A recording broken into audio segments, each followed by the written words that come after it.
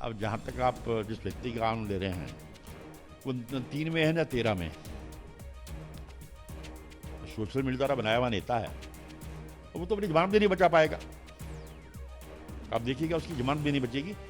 ये मैं पूरे अपने 40 साल के राजनीतिक अनुभव के आधार पर मैं कह रहा हूँ। ये बीजेपी नेता हैं, मसूरी से विधायक हैं और उत्तराखंड सरकार में मंत्री हैं। इन्होंने निर्दलीय प्रत्याशी बॉबी पंवार को खूब लपेटा है। इनका कहना है कि बॉबी पंवार ना तो 3 में हैं और ना ही 13 में। बॉबी पंवार की इस चुनाव में जमानत जब्त हो जाएगी और साथ साथ उनका यह भी कहना है कि बॉबी पंवार सोशल मीडिया द्वारा बनाया गया नेता है। लोकसभा चुनाव काफी नजदीक है और ऐसे में टिहरी सीट से निर्दलीय प्रत्याशी बॉबी पंवार कहीं ना कहीं कांग्रेस और बीजेपी के लिए मुश्किलें खड़ी करते नजर आ रही हैं। ऐसे में आरोप और प्रत्यारोप जारी हैं। लोकसभा चुनाव की तारीख नजदीक आने लगी है। 19 अप्रैल को पहले चरण में मतदान होना है और उत्तराखंड की 5 सीटों पर उसी दिन चुनाव होने हैं। टिहरी से निर्दलीय प्रत्याशी बॉबी पंवार को लेकर गणेश जोशी ने ऐसा क्यों कहा, इस रिपोर्ट में जानेंगे और साथ साथ जानेंगे कि टिहरी लोकसभा सीट पर इस वक्त किस तरह का माहौल है। नमस्कार, आप देख रहे हैं उत्तराखंड तक, मैं हूं आपके साथ विजय। टिहरी लोकसभा सीट जो कि पिछले 12 सालों से बीजेपी के कब्जे में है और वहां से सांसद हैं माला राज्य लक्ष्मी शाह। पिछले 12 सालों से राजघराने का दबदबा टिहरी सीट पर पहले से ही देखने को मिला है। इस बार भी बीजेपी ने माला राज्य लक्ष्मी शाह पर भरोसा जताते हुए उन्हें टिकट दिया है। वहीं कांग्रेस से जोत सिंह गुनसोला मैदान में है, लेकिन निर्दलीय प्रत्याशी बॉबी पंवार ने इस चुनाव को रोमांचक बना दिया है। बॉबी पंवार निर्दलीय लड़ रहे हैं।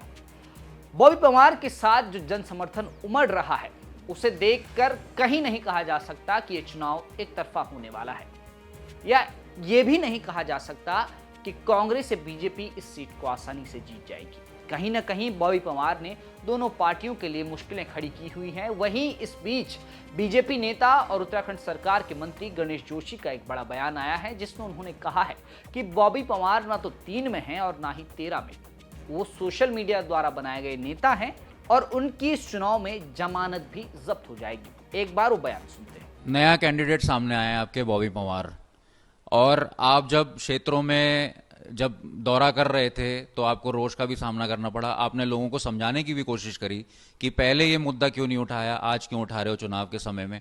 तो किस तरह से आप देख रहे हैं, क्या ये कोई साजिश है जो जबरदस्ती आपके पीछे की जा रही है? अब जहाँ तक आप जिस व्यक्ति का नाम ले रहे हैं वो 3 में है ना 13 में, सोशल मीडिया द्वारा बनाया हुआ नेता है, वो तो अपनी जमानत भी नहीं बचा पाएगा। आप देखिएगा उसकी जमानत भी नहीं बचेगी। ये मैं पूरे अपने 40 साल के राजनीतिक अनुभव के आधार पर मैं कह रहा हूं। आपको बता दें कि गणेश जोशी बीजेपी के दिग्गज नेता हैं और मसूरी से विधायक हैं। मसूरी विधानसभा टिहरी लोकसभा सीट के अंतर्गत आती है और माला राज्य लक्ष्मी शाह के साथ गणेश जोशी को भी इस सीट पर काफी एक्टिव देखा गया है। यानी कि माला राज्य लक्ष्मी शाह का प्रचार प्रसार करने में गणेश जोशी कहीं भी पीछे नहीं है। गणेश जोशी का यह बयान कहीं ना कहीं बॉबी पंवार के समर्थकों में उबाल जरूर भर रहा होगा, लेकिन गणेश जोशी ने कांग्रेस पर भी वार करते हुए कहा कि कांग्रेस भी इस चुनाव में कहीं नहीं टिकेगी।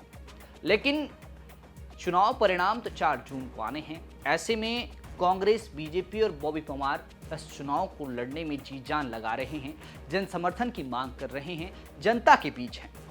अब 19 अप्रैल को जनता किसके पक्ष में वोट डालेगी ये तो देखना होगा, और 4 जून को किसके पक्ष में नतीजे आएंगे ये भी देखना होगा।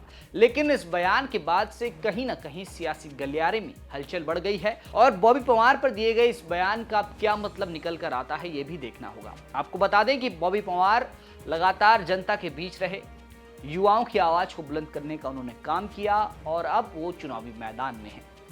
ये सफर अब उनके लिए कैसा होगा, इस चुनाव में उन्हें जीत मिलेगी या नहीं ये भी देखना होगा, और टिहरी सीट पर इस बार किसका कब्जा होगा कमेंट करके जरूर बताएं।